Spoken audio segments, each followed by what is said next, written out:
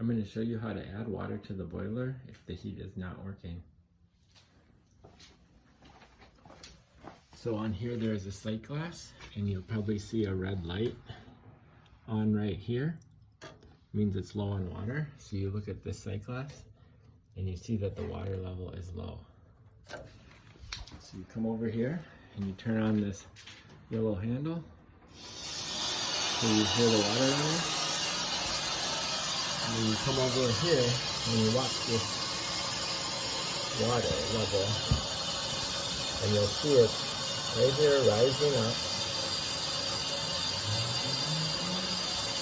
And for this boiler, we need to have it towards the top of the sight glass.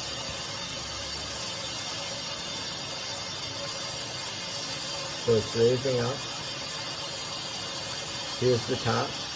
And we want to just bring it up to about right here. And once it gets to that spot, we're going to go and shut the water back off, perpendicular to the pipe. And that's how you add water. Then you will come back over here and you will hit this red button, reset, and the red light should turn off, and the green light should stay on, and your heat should turn on with the thermostat.